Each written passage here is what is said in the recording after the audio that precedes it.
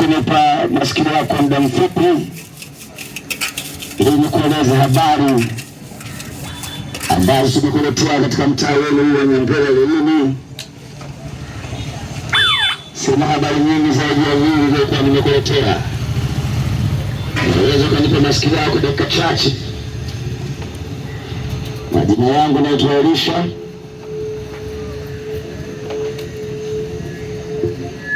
Kwa neno la Mungu tuongee mimi na wewe kidogo.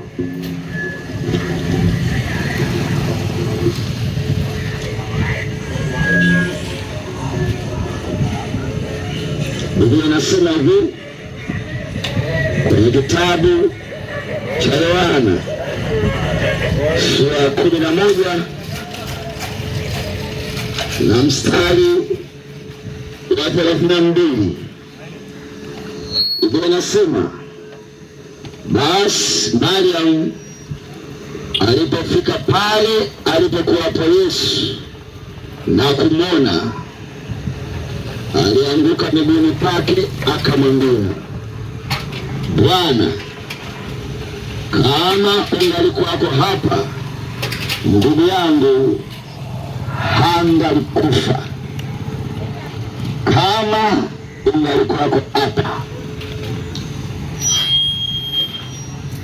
Nakuletea habari katika habari shawahi kuzisikia ambazo zile kwako ni nzuri, zinakusisimua moyo. Mariam alikuwa kama wewe sasa unanisikiliza. Aliona, alisikia habari za Yesu, lakini Mariam bahati mbaya alifiwa na kaka yake. Kwa hiyo Mariam aliposikia Yesu anakuja, kama hapa sasa ninapokutangazia habari hizi, akamsogelea Yesu,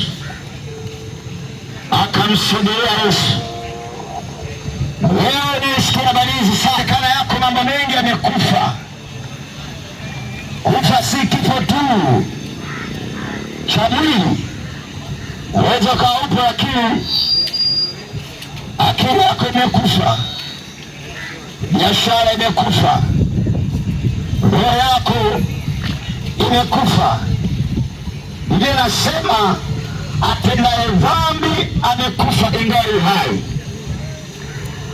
Martha akamwona Yesu, akasema neno hili kubwa ambalo nakuletea katika mtaa wako wa Nyambura, kama ungalikuwako hapa, ndugu yangu asingalikufa.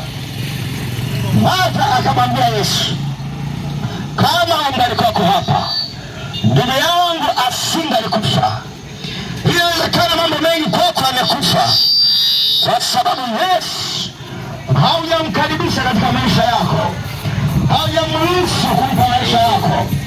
Martha akasema kama Yesu ungalikuwako hapa, ndugu yangu hangalikufa, au ndugu yangu asingalikufa, au ndugu yangu asingalikufa. Mambo mengi yamekufa katika maisha yako, si kwa sababu hauna akili. Akili nzuri unayo, si kwamba uweze kutafuta hela kutafuta unaweza, lakini mambo hayaendi kwa sababu Yesu hayupo. Martha anasema kama Yesu ungalikuwako, ndugu yangu asingalikufa. Nawe nakutangazia leo, nimekuletea Yesu mtaa wa Nyambura. Kama akija katika maisha yako, akisogea katika maisha yako, na kutangazia uhai. Kama ambaye ipo dhambi ya kusumbua, ni kwa sababu Yesu hajamkaribisha katika maisha yako. Lakini nakupa ushauri leo, ukimkaribisha Yesu katika maisha yako, hiyo dhambi itafutika. Maana peke yake, yeye pekee ndiye aliyechukua dhambi ya ulimwengu.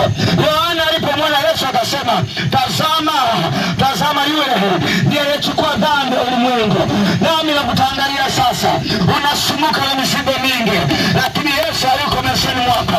Lakini leo hii nakupa ushauri, ukimkaribisha Yesu, mambo yatakuwa sawa. Kichwa kumetanuka, mwili utapona, kwa sababu umemkaribisha Yesu. Basi Sasa akasema kama Yesu angalikuwako hapa, ndugu yangu asingalikufa.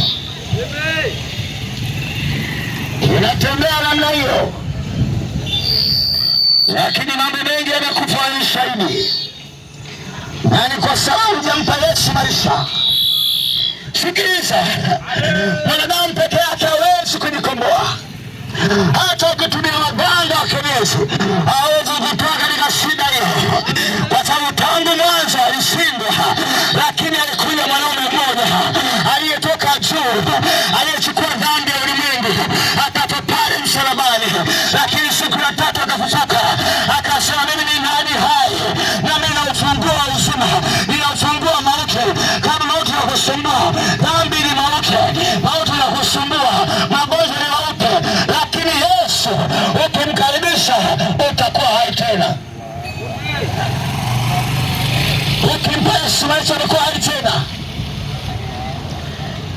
Dunia sasa wanadamu ni wengi, wanaosumbua ni wengi, wanaokoroga ni wengi, lakini siri hii unalogeka kwa sababu Yesu alipo maishani mwako.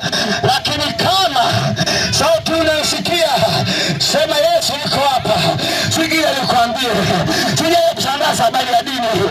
Kila dini ya uzuri wake, dini yako ni nzuri, dini yako ni njema, lakini mimi nakwambia leo moja, ninakuja kutangazia Yesu, ninakuja kuletea Yesu mwenye uwezo juu ya dhambi, aliyeshinda kifo na mauti, aliyekufa na kufufuka.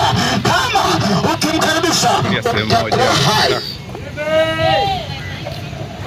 Sijaja kutangaza dini, nimekuja kumleta Yesu.